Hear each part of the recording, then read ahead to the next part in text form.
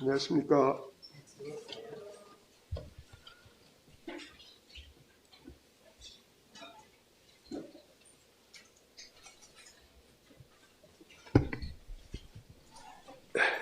예, 지난 시간에 구속에 대해서 하나님의 편에서 그리고 죄인의 편에서 어떻게 구속이 우리들 가운데서 성취되었는가에 대해서 이렇게 살펴봤습니다. 오늘은 그 죄와 관련해서 성경에 말씀하는 그 구원의 시제를 한번 살펴보면서 많이들 익히 들으셨겠습니다만 우리에게 성경에 계시하는 구원에는 그 시제를 볼 때 세 가지 형태의 이렇게 구원이 있는 것을 볼 수 있습니다. 첫 번째 구원은 우리의 죄로 인한 그 형벌로부터의 구원이죠. 우리가 말하는 그러한 하나님의 자녀가 되는, 신분적으로 하나님의 자녀가 되는 영벌의 심판에서 건짐되고, 그래서 그러한 구원이 있고, 또 계속 진행하는 구원이 있습니다. 그리고 또 장차 이루어질 구원이 있습니다. 일단 먼저 골로새서 1장 13절 14절을 보시면은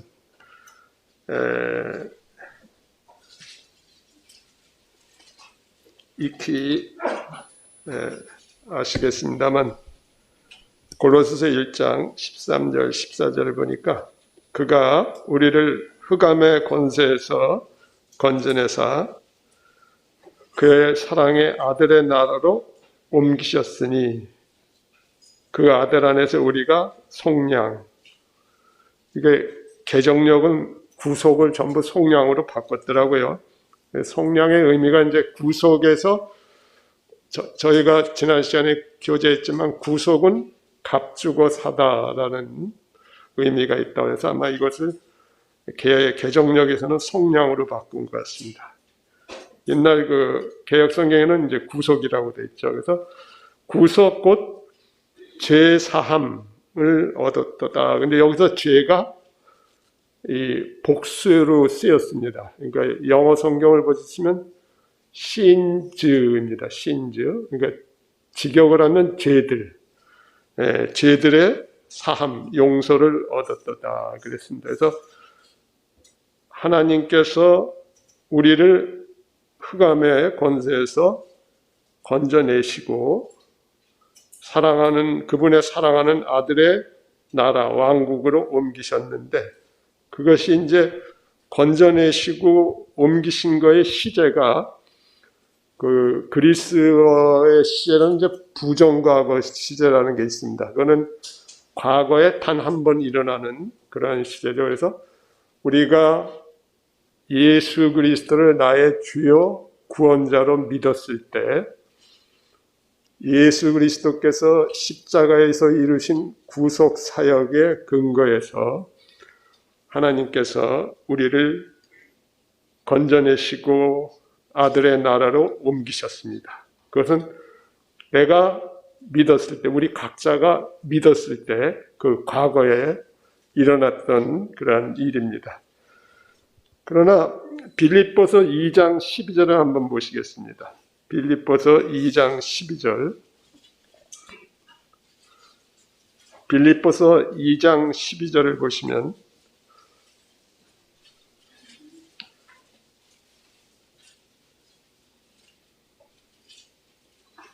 그러므로 나의 사랑하는 자들아 너희가 나 있을 때뿐 아니라 더욱 지금 나 없을 때에도 항상 복종하여 두렵고 떨림으로 너희 구원을 이루라. 지금 바울 사도가 빌립보 성도들에게 두렵고 떨림으로 너희 구원을 이루라. 이루라 이게 이제 완성하라, 성취하라. 그래서 여기는 현재 시제로 쓰였습니다. 그러니까 계속해서 지금 구원을 이루어 나가라라고 바울 사도가 얘기하고 있습니다. 그러니까 현재 저희가 죄들의 형벌로부터 하나님의 의는 죄를 지은 자는 어떻게 됩니까? 반드시 죽어야 되는 그런 죄의 형벌로부터 우리가 아까 건짐받고 아들의 나라로 옮겨졌지만, 그래서 하나님의 자녀가 되는 신분을 가졌지만 계속해서 하나님께서는 우리에게 구원을 이루어 나가라 라고 말씀하고 있습니다. 그럼 이 구원은 죄의 형벌로 인한 형벌에서부터의 구원이 아니고 이거는 다른 의미의 구원일 것입니다. 그래서 이것을 이제 흔히 우리가 다른 구절들에서 살피면 이것이 이제 성화를 말하고 있습니다. 그래서 신분적으로 하나님의 의로운 자로 칭함받은 자들이 계속해서 하나님의 아들의 예수 그리스도의 형상을 닮아가는 거룩한 삶을 살으라 하는 그런 구원입니다. 그러니까 성경에서 이제 그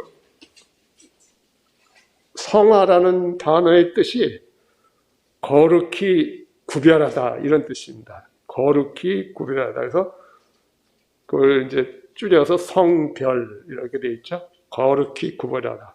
뭐로부터 거룩히 구별했냐면 죄와 악으로부터 거룩히 구별해서 하나님께 가까이 가라 이거죠. 그것이 이제 성화입니다.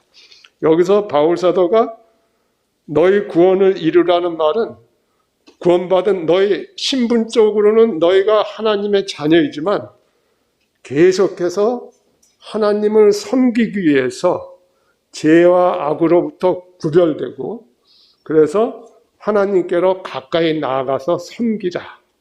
이것을 얘기하고 있습니다.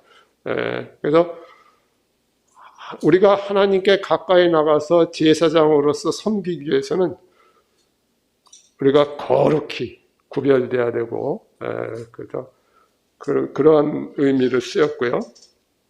또 로마서 8장 23절에 보시면은 이런 말씀이 있습니다. 성령의 처음 익은 열매를 받은 우리까지도 속으로 탄식하여, 로마서 8장 23절입니다. 양자 될 것, 장차 일어날 양자됨, 곧 우리 몸의 속량, 구속, 몸의 구속을 기다리느니라 하고 얘기했습니다. 이 몸의 속량이 이제 앞으로 일어날 일인 거죠. 그래서 그걸 갖다 여기서 몸의 구속, 우리가 장차 그리스도께서 그분의 교회를 신부로 맞이하기 위해서 공중으로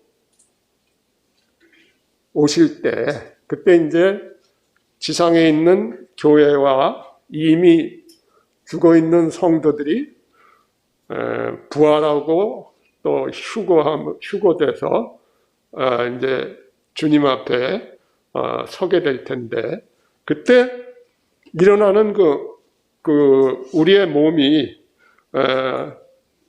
예수 그리스도의 그 영광의 몸의 형체로 변화되는 그때 그 변화되는 것을 몸의 속량이라고 얘기하고 있습니다. 그래서 우리가 죄의 몸에서 벗어나는 거죠. 죄의 몸에서 벗어나서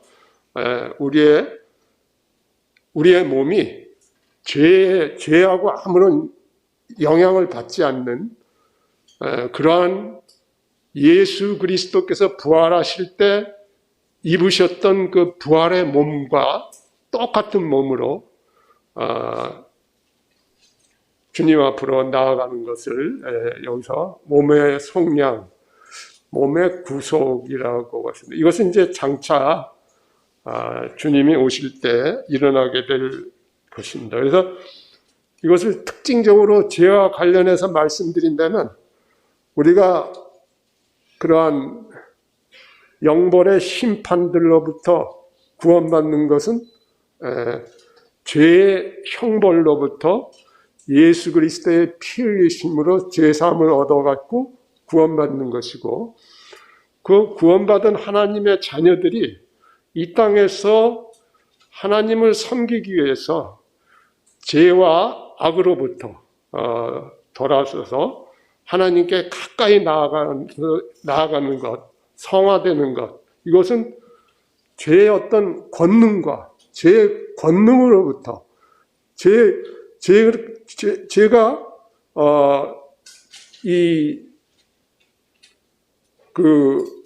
죄들은 우리가 지은 죄들은 처리됐지만 죄라는 것은 아담의 후손들에게 이 아담으로부터 그 죄의 본성은 계속해서 후손들에게 이어지고 있거든요. 그래서 그 성경에 보시면은 이 바울 사도가 그 로마서 7장 17절하고 20절에서 한번 보시면은 이 죄를 마치 어떤 인격체처럼 다루고 있습니다. 이 로마서 5장 12절에는 한 사람으로 말미암아 죄가 세상에 들어왔다. 그리고 죄로 말미암아 사망이 들어왔다. 이와 같이 모든 사람이 죄를 지었으므로 사망이 모든 사람에 이르렀다 하고, 또 로마서 7장 17절에서는 바울 사도가 이제 그 죄의 권능으로부터 뭐라 그럴까요? 그런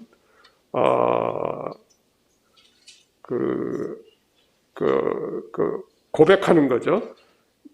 내가 그것을 행하는 자는 내가 아니요 내 속에 거하는 죄니라, 이렇게 얘기했습니다. 마치.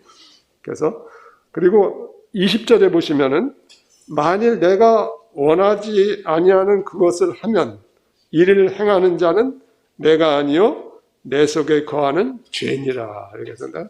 바울 사도는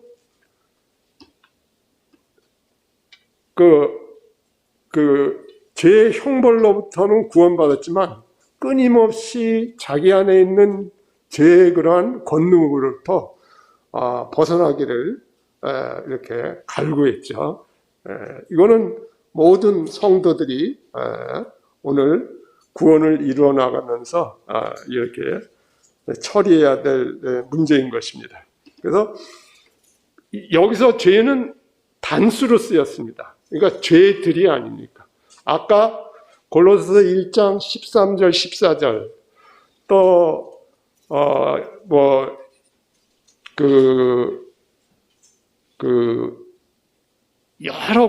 여러 구절들이 있습니다. 그래서 죄의 형벌로 인한 죄의 형벌은 우리가 지은 죄들, 그러니까 하나님께서 뭐라고 말씀하셨습니까? 죄를 지은 영혼은 반드시 죽으리라 하고 했을 때 그 죄 하나하나의 지은 죄들, 그 지은 죄들을 이제 죄들이라고 그러는 거죠. 복수를 써서. 그래서 이러한 죄들은 하나님께서 그리스도께서 십자가에서 흘리신 피로, 아까 감사 시간에도 나왔습니다. 감사드릴 때도 피 흘림이 없은즉 죄 사함이 없다는 하나님의 그 의를 만족시키기 위해서 주님께서 십자가에서 죽으시면서 흘리신 피가 이 죄들을 사하셨습니다. 완전히 사해 주셨죠. 깨끗이 씻어 주셨죠. 정결케 해 주셨습니다.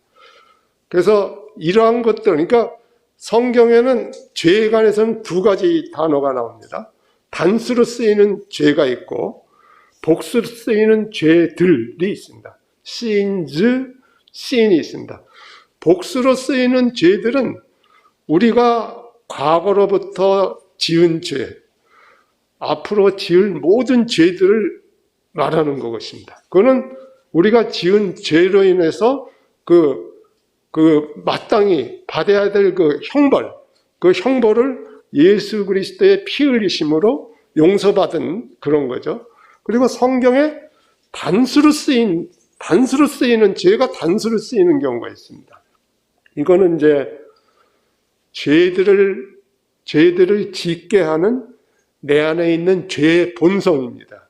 그래서 로마서에 보시면은 1장, 2장, 3장, 4장은 칭의를 다루고 있습니다. 아까 칭의는 뭐라고 말씀드렸냐면 죄의 형벌로부터 구원받은 자, 곧 죄들을 용서받은 자를 하나님께서 뭐라고 선언하시는 겁니까?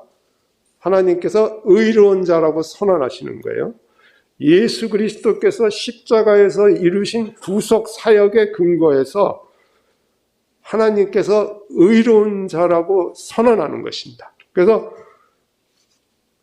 로마서가 어떻게 구성되어 있습니까? 1장, 2장, 3장에는 모든 사람이 죄인이라는 것, 그 모든 사람이 죄인이라는 것은 죄를 지은 그 죄들의 형벌을 받아야 했던 자들이라는 것을 다루고 있습니다. 그래서 그러한 죄들의 형벌로부터 구원받은 것에 대해서 칭의에 대해서 3장까지 말씀하고 4장은 이제 구약의 아브라함의 예를 들어서 칭의에 대해서 구약의 예를 들고 있습니다.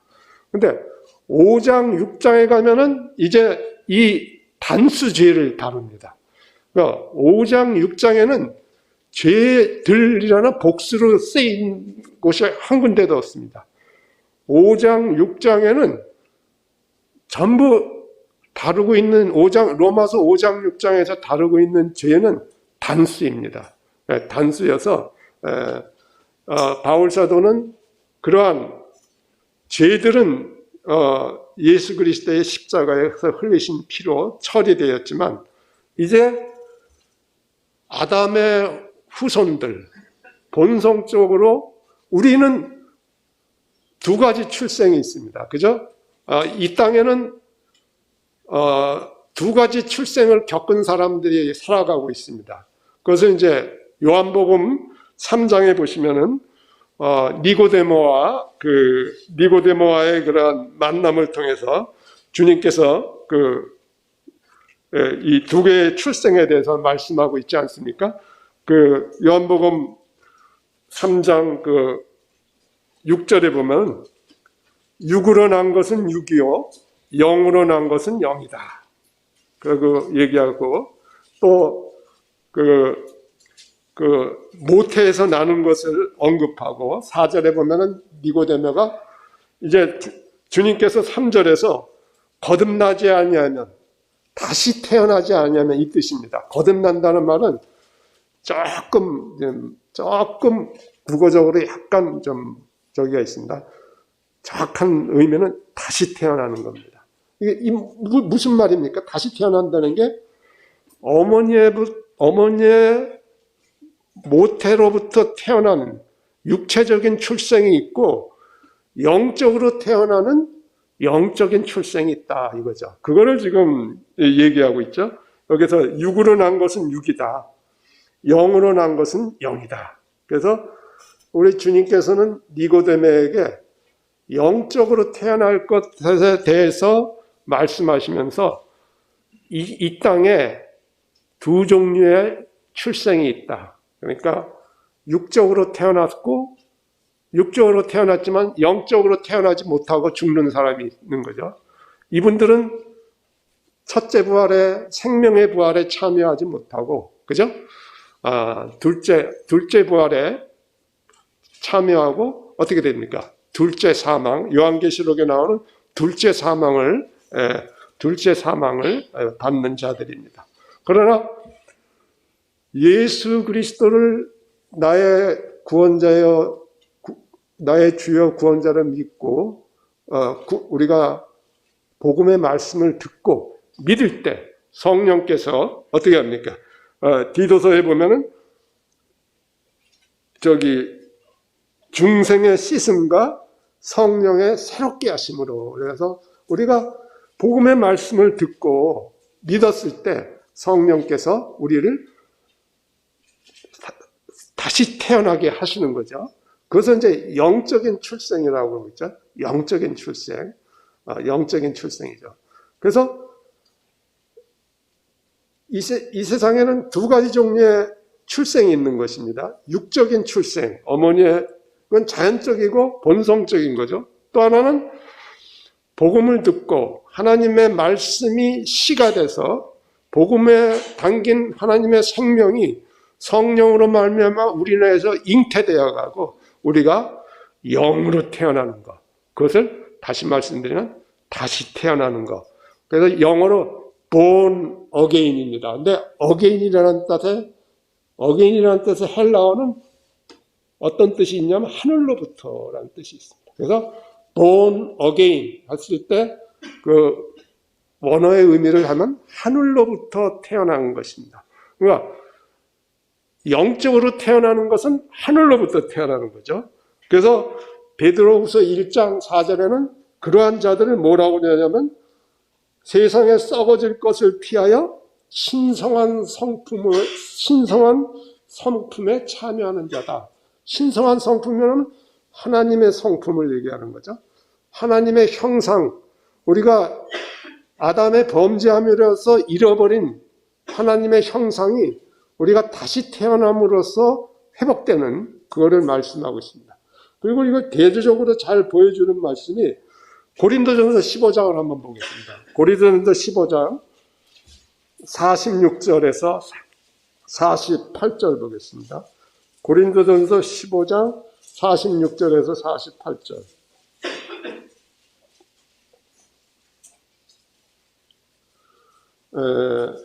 여기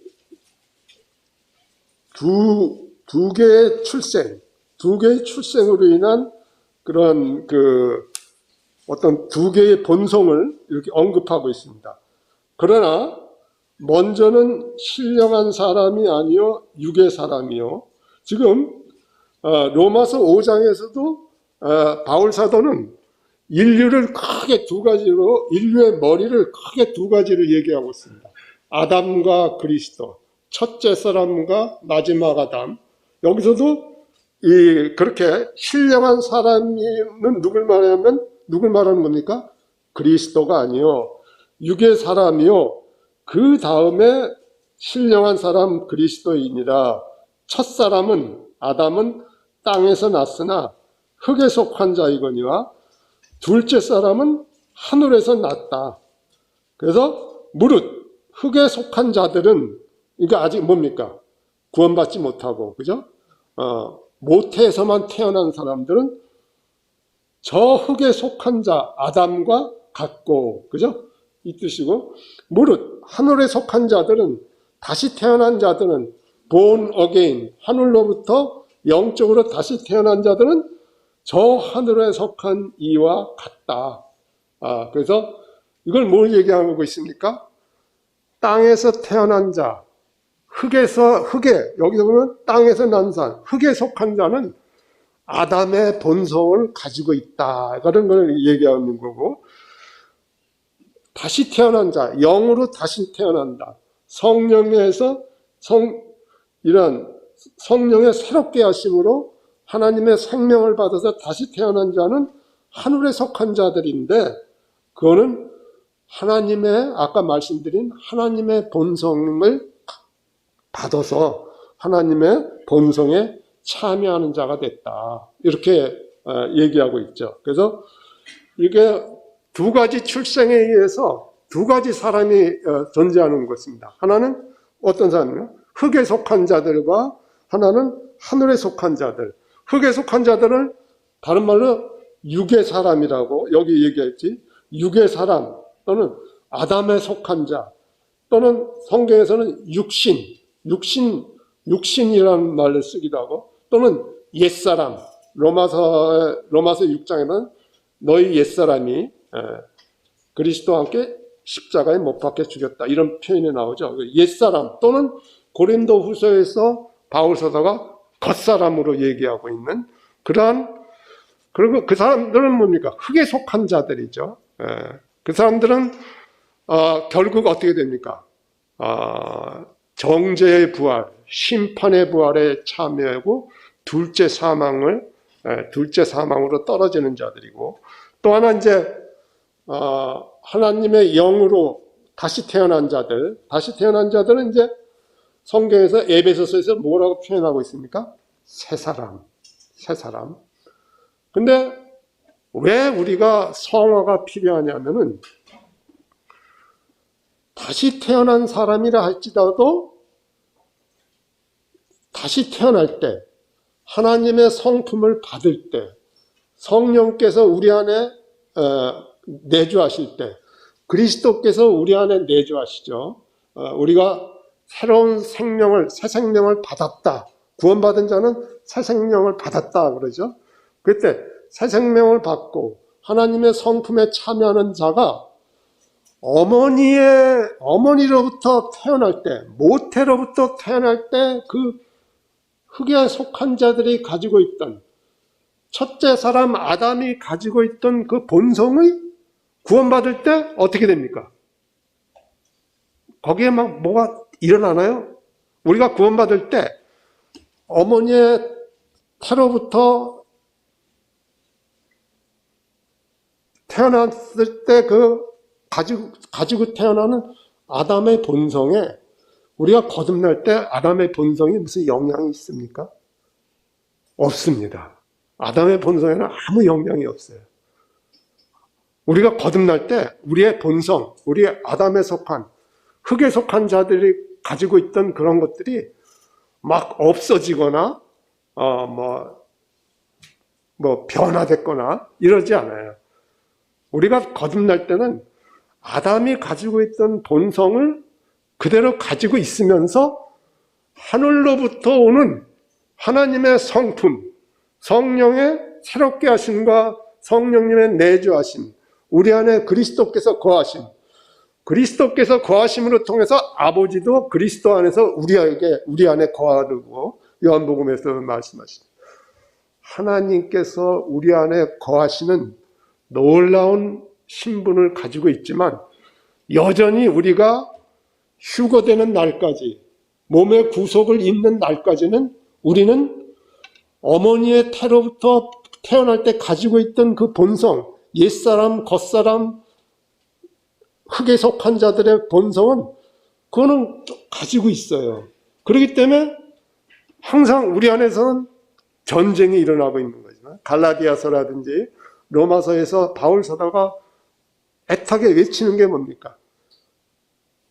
성령의 소욕은 육신을 거스리고 육신의 소욕은 성령을 거스리고 이 육신은 하나님을 기쁘시게 할 수가 없어요. 불가능해. 왜냐하면 그의 본질이 죄이기 때문에 죄의 그런 성품을 가지고 있기 때문에 그리고 또 하나님을 대적해요. 그런 성품이 우리 안에 있어요. 거듭난 자라 할지라도 하나님의 새 생명을 우리가 가졌고 성령께서 우리 안에 내주하시지만 여전히 우리 안에 우리가 옛사람일 때 성경에서 옛사람이다 라는 표현을 하면 뭐냐면 구원받기 전에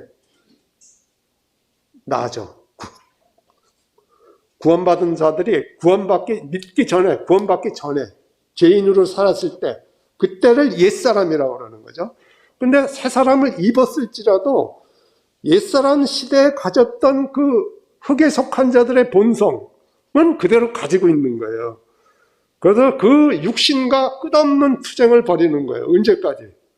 우리의 몸이 우리의 몸이 속량을 받을 때까지 우리가 왜? 죄는 아까도 바울 사도가 로마서 7장에서도 고백했어요. 우리 마음에 죄가 우리의 본성, 죄의 본성이 우리 안에 있기 때문에 아담으로부터 받은 육에서 난 본성이 있기 때문에 그것은 사라지지 않아요. 그 본성이 있기 때문에. 그래서 성경에서 육신이라는 단어를 쓰는 것은 육신이라는 단어를 쓰는 것은 뭐냐면 우리 몸 안에 죄의 본성이 거하고 있는 거예요. 죄의 본성이 거하고 있는 우리 몸을 뭐라고 그러냐면 성경은 육신이라고 그래요. 육신. 그것이 마음에 거하던 몸에 거하는 죄가 우리의 마음을 지배하던 우리의 영혼을 지배하던 그것을 우리 몸 안에 죄가 있는 것을 우리 육신이라고 그래요. 창세기 5장 3절에 보면은 아담이 130살이 됐을 때 셋을 낳아요. 잘 아시겠지만 아벨은 죽었죠. 카인은 쫓겨나서 이제 아담의 후손을 낳을 때 성경이 창세기 5장 3절에서 뭐라고 기록하고 있습니까? 창세기 5장 3절에서 아담이 자기의 모양대로 곧 자신의 형상을 따라 셋을 낳았다 이렇게 됐어요. 하나님의 형상이 아니고 이미 아담은 뭡니까? 죄를 짓고 죄를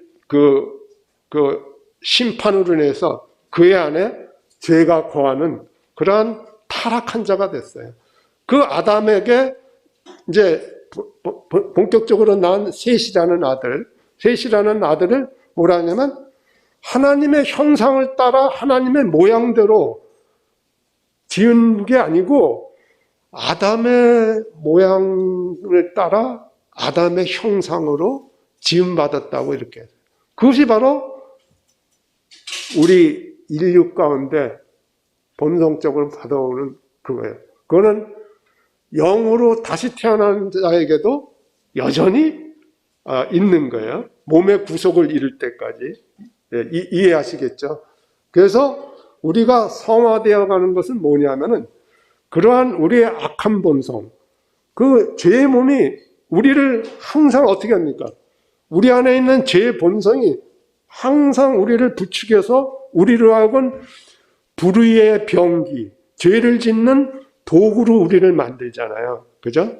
그렇기 때문에 끊임없이 바울 사도는 이 성화의 과정을 죄와 악으로부터 분리돼서 하나님께 가까이 나아가는 이 성화되는 것을 얘기하고 있는데, 그러면 하나님께서는 예수 그리스도의 십자가 사역을 통해서 무책임하게 죄들의 형벌로부터만 구원받게 해주시고 그 무시무시한 죄의 권능으로부터는 구원받지 못하게 하셨냐? 그게 아니죠. 그래서 로마서 5장과 6장에서 바울 사도가 얘기하는 것은 바로 그 죄의 권능으로부터 너희가 구원받은 자들이라는 것을 밝히고 있어요.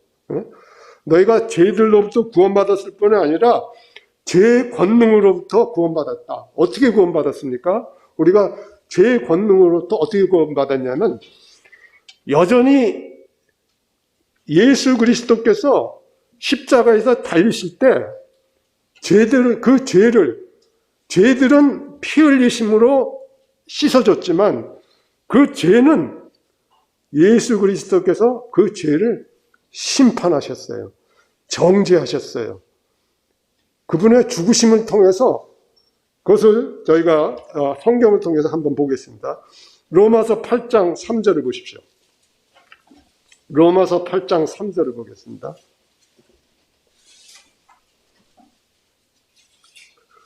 자, 율법이 육신으로 말미암아 연약하여 할 수 없는 그것을 왜 율법이 육신으로 말미암아 연약해서 할 수 없습니까? 우리가 왜 율법을 못 지킵니까? 율법을 우리에게 주신 목적이 뭡니까? 너희가 죄인이라는 것을 주님께서 드러내시기 위해서 율법을 주셨어요. 왜? 율법의 모든 613가지의 모든 조항을 지키려면은 우리 안에 어떤 죄의 본성이 있으면 그걸 지킬 수 없어요. 그래서 하나님께서는 바울같이 사울로 있을 때 정말 바리새파 중에 바리새파이고 말이야. 오늘날로 얘기하면 뭐 서울대 법대 정도 나온 사람한테 그런 사람들이 그 사람이 나중에 깨닫는 게 뭐예요?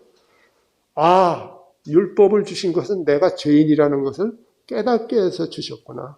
그래서 율법이 육신으로 말미암아 연약하게 할 수 없는 그것을 이선이 뭐냐면은 죄로 인해서 우리가 죄로 인해서 죄의 권세 아래서 선을 행할 수 없는 그것을 하나님은 어떻게든지 이러한 죄의 권능으로 권세로부터 우리를 구원하시기 위해서 죄로 말미암아 자기 아들을 죄 있는 육신의 모양으로 보내어 육신의 죄를 정하사 이게 뭐예요? 정죄하사입니다. 심판했다는 거예요. 자, 하나님께서 복수의 죄들은 그 형벌에 대한 그 핏값으로 다 했지만 이 죄에 대해서는 어떻게 하셨냐면은 예수 그리스도가 우리 성육신 사람의 모습으로 오신 거예요.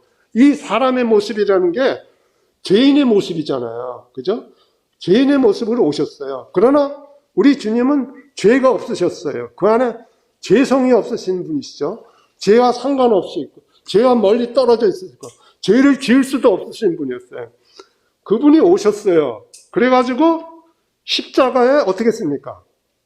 십자가에 우리를 하나님과 우리 사이의 죄로 인한 진노, 하나님과 우리 사이의 죄의 형벌과 죄의 그런 권능으로 인한 하나님의 진노로부터 하나님과 화해케 하시기 위해서 예수 그리스도께서 갈보리 십자가에서 화목제물로 드려지셨잖아요. 화목제물.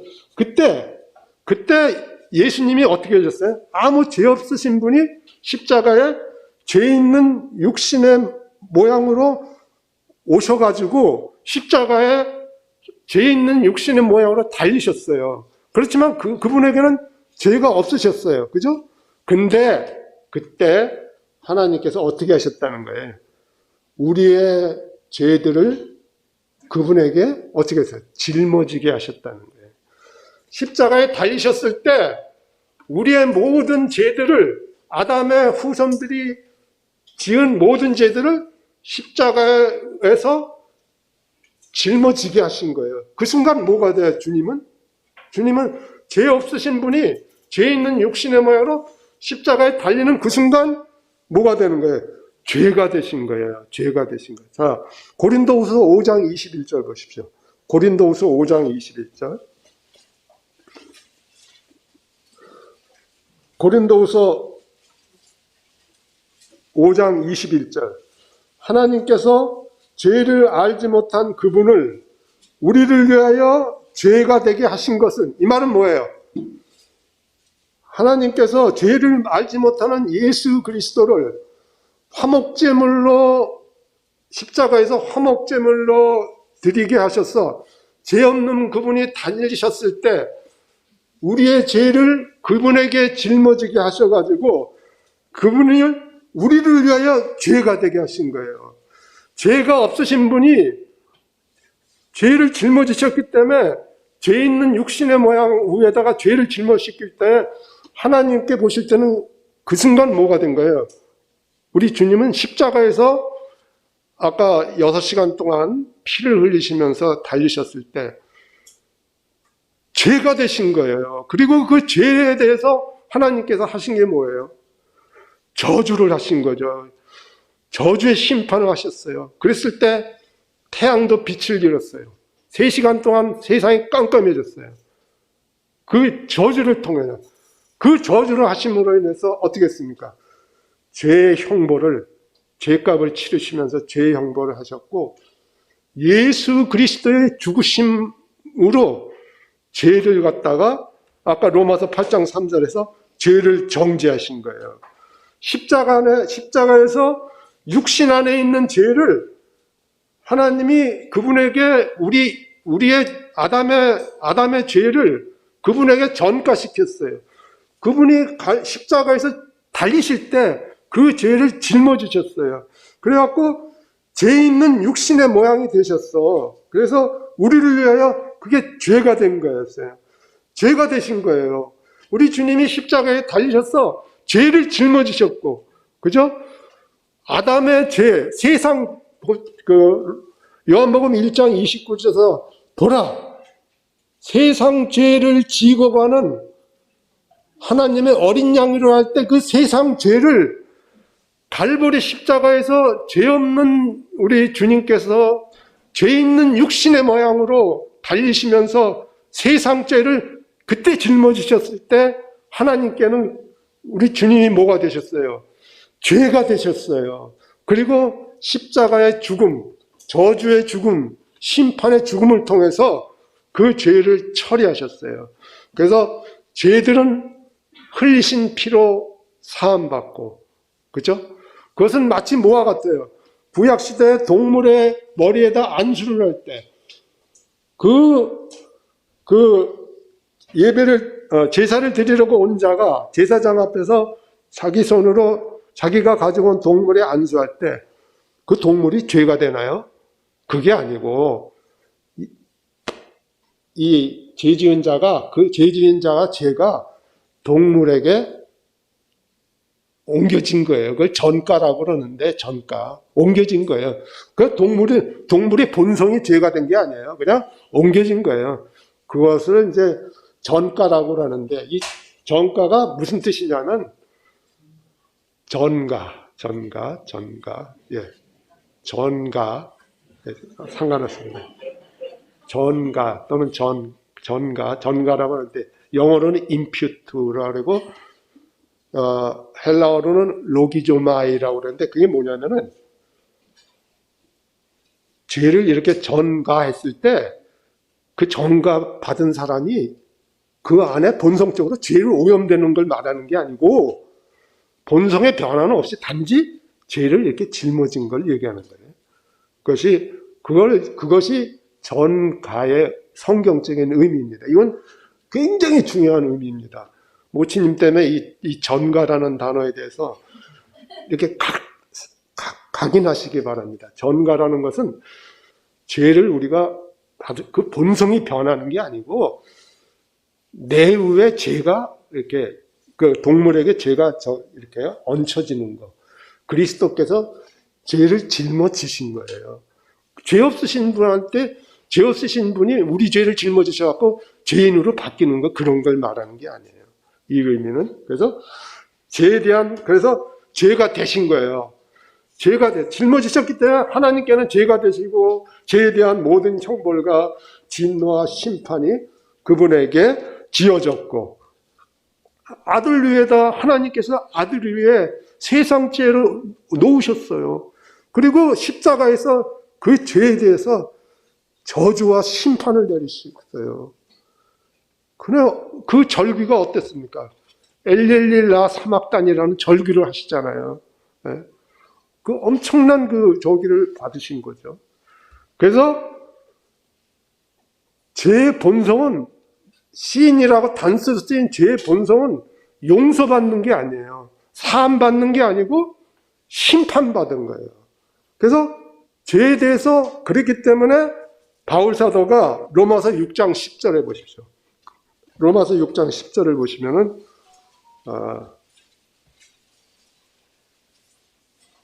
로마서 6장 10절에 보면은, 그리스도께서 죽으신 것은, 로마서 6장 10절입니다. 제가 죄를 심판한 거의 의미를 지금 말씀드리는 겁니다. 죄를 하나님께서 세상 아담의 본성으로 안에 있는 그 죄성, 그걸 어떻게 심판하셨냐면, 그리스도께서 십자가에서 죽으심은 죄에 대하여 단번에 죽으셨어요. 네? 그래서 그가 살아계심은 하나님께 대해서 죄에 대해서 죽으셨다는 거예요. 이 죄는 단수의 죄예요. 아까도 말씀드렸듯이 로마서 5장, 6장에는 복수의 죄는 언급하지 않아요. 그거는 로마서 3장에서 언급을 해요. 근데 여기서는 그 단수의 죄, 그 죄의 권능을 어떻게 했냐면 예수 그리스도께서 십자가에 죽으실 때 죄에 대해서 죽으신 거예요. 죄가 죽어서 없어졌습니까? 죄는 여전히 존재해요. 근데 주님은 십자가에서 그 죄를 심판하셨어요. 어떻게 심판하냐면 죄의 권능을 무너뜨린 거예요. 죄의 권능을 무너뜨린 거예요. 우리가 히브리서 2장 14절에 보면 무슨 말이 있어요? 주님께서 죽음을 통하여 죽음의 세력을 잡은 자 마귀를 멸하셨다고 되어 있잖아요. 그 마귀를 멸하셨으면 마귀가 없어졌어요? 마귀가 그때 여기서 멸하다라는 그 헬라어의 뜻은 존재가 없어지는 게 아니고 마귀의 권능을 주님께서 다 뺏어버린 거예요. 쉽게 말씀드리는 거예요. 십자가에서 주님이 죄에 대해서 죽으신 거는 단번에 죽으셨어요. 단 한 번 죄에 대해서 죽으셨을 때 죄들에 대해서도 단 한 번 죽으셨고 죄에 대해서도 단 한 번 죽으셨어요. 그랬을 때 죄를 없애버린 게 아니고 죄가 가지고 있는 죄의 권능을 멸하신 거예요. 죽이신 거예요. 그래서 이 성경에서 죄에 대하여 죽었다 하는 그런 표현은 죽었다, 멸했다 이라는 단어의 의미는 그가 가지고 있는 권능을 빼앗은 거예요. 그러니까 한마디로 뭐예요? 무기를 그냥 빼앗아 버린 거예요. 무기를 빼앗아 버린 거예요. 왜 보시면 사망이 쏘는 것은 죄의 권능은 율법이라고 그랬는데 죄가 가지고 쏠 수 있는 무기를 완전히 뺏어 버린 거예요. 그러니까 뭐야? 죄가 한마디로 아무런 권능을 발휘하지 못하게 십자가에서 심판하신 거예요. 그래서 죄의 권능을 완전히 폐하시고 무력화하시고 무장해제를 시켜버리니까 어떻게 돼요? 감옥에 있는 거랑 똑같은 거게 되는 거예요. 감옥에 있는 거랑 수감된 거랑 똑같은 거예요. 형의 집행을 기다리는 마귀도 마찬가지입니다. 마귀도 그리스도 안에 있는 자들에게는 권능을 행사할 수가 없어요. 그가 세상 사람에 대해서는 죽기를 무서워함으로 죽기까지 그냥 벌벌 떠는 자들을 지옥에 보낼 수 있는 그 권능을 행사하지만 예수 그리스도를 믿는 자에게는 마귀가 권능을 멸함당했어요. 그리스도께서 십자가에서 마귀를 심판했잖아요. 요한복음에도 나오듯이. 그래서 죄에 대해서 죽었다는 말은 그런 의미예요. 죄에 대해서 죽었다는 말은 죄의 권능을 폐하셨다는 거예요. 죄의 권능을 폐하셨다는 거예요. 그리고 그 로마서 6장 6절 보십시오. 우리가 알거니와 우리의 옛사람이 예수 믿기 전에 가지고 있던 그 본성, 육의 본성이 예수와 함께 십자가에 못 박힌 것은 죄의 몸이 죽었어. 지금 죄가 어디 안에 있습니까? 죄의 몸 아래서 죄의 권능을 발휘해서 우리를 죄짓게 하고 불의의 병기가 되게 하는 그 죄의 몸이 죽었다는 말이에요. 여기서 죽었다는 말이 무슨 뜻이에요? 아까 멸했다는 거예요. 죄가 권능을 다 잃어버린 거예요. 우리가 그러니까 어떻게 돼요? 믿는 자는 죄에게 종로로 하지 않는 거예요. 죄를 짓지 않는 거예요. 그죠? 그러한 권능을 믿는 자들은 그리스도 안에서 그러한 권능을 가지고 있는 거예요. 그렇기 때문에 성화를 죄와 사망으로부터 돌이켜서 분리된다는 말, 성별, 거룩히 구별된다는 말은 칼로 자른다는 거예요. 히브리어로 성별이란 단어나 거룩이라는 단어의 히브리어는 뭡니까? 칼로 자르다 이런 뜻이 있어요. 십자가가 그를 죽여버렸어요. 그렇기 때문에 우리가 하나님을 섬기기 위해서 하나님께로 가까이 나아갈 수 있는 거죠. 그래서 이 죄에 대해서 죽었기 때문에 죄가 그의 권능을 가지고 행사하는 것들이 뭐가 있습니까?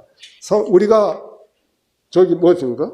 우리의 정욕, 탐심, 이것이 뭡니까? 죄의 권능이 역사하는 거 아니에요. 죄의 권능이 효력을 발휘하는 것이. 근데 갈라디아서 5장 24절 보면은 그리스도 예수의 사람들은 육체와 함께 그 정욕과 탐심을 십자가에 못 박았느니라. 왜냐면 우리가 구원받을 때 그리스도와 함께 죽고 그리스도와 함께 살아났잖아요. 그러니까 그리스도께서 십자가에서 죄에 대해서 심판하신 그것을 우리가 동일하게 행사할 수 있는 거예요. 그죠? 또 마귀를 멀어서부터 갈라디아서 6장 14절에는 무슨 말이 나옵니까? 그리스도로 말미암아 세상이 나를 대하여 십자가에 못 박히고 내가 또한 세상을 대하여 십자가에 못 박혔느니라. 이게 무슨 말이에요? 이게 죄의 권능으로 인해서 죄의 권능이 세상을 통해서 우리한테 역사하는 그런 것들을 이미 주님께서 그 죄의 권능을 패하셨다는, 그렇기 때문에 이 세상이 나한테 어떤 영향을 못 미치는 거예요. 우리가 그리스도 안에 있을 때는 그리스도께서 죄에 대하여 단번에 죽으시고 하나님께 대해서 살아나신 그 생명이 우리 안에 있기 때문에 우리도 동일하게 그러한 구원에 이를 수 있는 거예요. 이것이 죄의 권능으로부터의 구원이에요. 이해가 되시죠? 이해가 되시죠? 그래서 실제적으로 바울 사도는 이러한 죄의 권능으로서 구원하는 것을 실제적으로 예수 그리스도께서 십자가에서 죄에 대해서 죽으시고 죄를 정죄하시고 죄를 심판하신 것을 믿음으로 취해서 성화를 이루어 나가라고 권면의 말씀을 해주는 게 골로새서 3장 5절 보세요. 골로새서 3장 5절. 딱 세 구절만 찾아보겠습니다. 세 구절만 찾아보고 교제를 마치겠습니다. 골로새서 3장 5절에 그러므로 땅에 있는 지체를 죽이라. 곧 음란과 부정과 사욕과 악한 정욕과 탐심이니 탐심은 우상. 여기서 바울 사도가 뭐라고 얘기합니까? 땅에 있는 지체를 죽이려는 거예요. 죽이려는 거예요. 죄의 권능에 죄가 왕노릇해서 그 땅에 있는 지체를 왕노릇해서 그거를 통해서 죄를 짓지 않게끔 땅에 있는 지체를 죽이라. 왜냐하면 죄는 이미 권능을 잃었다. 그 믿음을 적용하라는 거예요. 그래서 그리스도께서 십자가에서 아담에 속한 것을 죽음으로 처리한 사실을 믿음으로 여기며 우리의 몸을 통해서 육의 활동을 죽은 것으로 처리하라. 이거예요. 죽은 것으로 처리하라. 또 로마서 8장 13절 보세요. 로마서 8장 13절. 너희가 육신대로 살면 반드시 죽을 것이라되 영으로서 몸의 행실을 죽이면 살 일이. 이게 동일한 겁니다. 그리스도께서 십자가에서 이루어진 사실, 죄를 심판하신 사실을 우리의 삶 가운데 적용하려는 거예요. 그죠? 적용하라는 거예요. 예수 그리스도의 부활 생명 안에는 이러한 십자가에서 죄를 심판하신 그러한 권능이 있다는 거예요. 그래서 우리가 믿음으로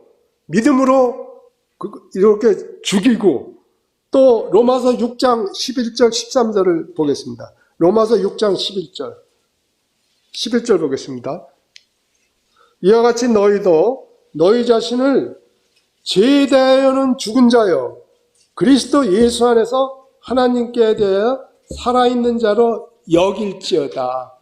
여기라는 거예요.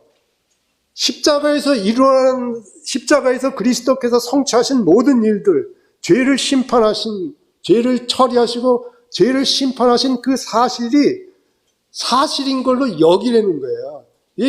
여기다가 아까 말씀하신 전가하고 똑같은 단어입니다. 전가. 그러니까 이것을 그러면은 믿음으로 여길 때 실제적으로 그러한 역사가 일어나는 거예요. 네? 죄가 권능을 행사하지 못한. 13절을 보십시오. 13절에 또한 너희 지체를 불의의 무기로 죄에게 내주지 말고 오직 너희 자신을 죽은 자 가운데서 다시 살아난 자 같이 하나님께 드려라. 너희 지체를 의의 무기로 하나님께 드려라 이거예요. 우리가 그리스도께서 십자가에서 이루신 그런 사실들, 죄를 심판하시고, 그죠? 우리를 죄의 권능으로서 구원하신 그 사실을 그대로 여기는 믿음으로 매일의 삶 가운데서 우리의 지체를 의의 도구로 하나님께 드리며, 실제적으로, 신분적으로는 우리가 의로운 자지만, 실제적으로 아들의 형상을 본받는 자로 매일매일 의로운 삶을 살아가라. 그럴 때 우리가 장성한 자로 그리스도의 형상을 닮은 장성한 자라고 이것이 단체적으로 교회가 정결한 신부로 단장되어 가는 거고, 그래서 성화가 이렇게 중요한 거기 때문에 바울 사도는 고린도후서가 바울 사도의 일기장 같은 겁니다. 고린도후서는 마음의 사형 선고 받은 것 같은 그러한 고난의 사역 가운데서 바울 사도의 사역의 요령이 하나 있었어요. 그것을 바울 사도는 고린도후서 4장 10절에서 12절에 그 요령을 고백을 합니다. 뭐라고 고백하냐면, 우리가 항상 예수의 죽음을 몸에 짊어짐은 예수의 생명이 또한 우리 몸에 나타나게 하려 함이라. 바울 사도는 항상 예수의 죽음을 짊어졌어요. 이 죽음이라는 거의 헬라어는 영어로 번역하면 death가 아니에요. dying이에요. dying. 현재 분사예요. dying은 뭐예요? 죽음이 진행되어 가고 있는 거예요. 그러니까 바울 사도는 항상 그 고난의 사역 가운데서 이 세상과 악과 대적하면서 그 요령이 뭐였어요? 예수의 죽으심, 십자가에서 진행되었던 그 예수의 죽으심을 몸에 짊어졌다고 그러잖아요. 그리고 우리 살아있는 자가 항상 예수를 위하여 죽음에 넘겨짐. 똑같은 말이에요. 항상 죽음에 넘겨진 거예요. 그리스도께서 십자가에서 이루신 사역을 믿음으로 취하고 여기고 자신을 드리고 그러는 거예요. 그런 걸 얘기하고 있는 거예요. 항상 예수를 위하여 죽음에 넘겨짐은 예수의 생명이 또한 우리 죽을 육체에 나타나게 함이니라. 그런즉 사망은 우리 안에서 역사하고, 우리 안에는 십자가에 넘겨지는 것이 있지만 우리가 예수의 죽으심을 내 안에, 바울 사도가 뭐라고 고백하는, 예수의 죽으심을 내 안에서, 예수의 죽으심이 진행됨으로 인해서 사망은 우리 안에서 역사하지만 생명은 너희 안에서 역사하십니다. 그 사역의 결과로 그리스도의 부활 생명이 너희 가운데 역사한다. 이것이 새 언약의 사역이라고 고린도후서 3장에서는 새 언약의 사역자가 어떠한 것인가를 얘기하고 있잖아요. 그래서 이것이 바울 사도는 갈라디아에서 뭐를 그렇게 강력하게 주장을 했습니까? 십자가에 못 박히신 그리스도, 그죠? 십자가에 못 박히신 그리스도만을 전하기를 원했죠. 그죠? 바울 사도가 십자가의 도가 멸망하는 자들에게는 미련한 것이요, 구원을 받은 우리에게는 하나님의 능력이다. 유대인은 표적을 구하고 헬라인은 지혜를 찾으나 우리는 십자가에 못 박힌 그리스도를 전하니 유대인에게는 거리끼는 것이요 이방인에게는 미련한 것이로되 오직 부르심을 받은 자들에게는 유대인이나 헬라인이나 그리스도는 하나님의 능력이요 하나님의 지혜니라. 그래서 갈라디아 성도들에게 뭐라고 그랬어요?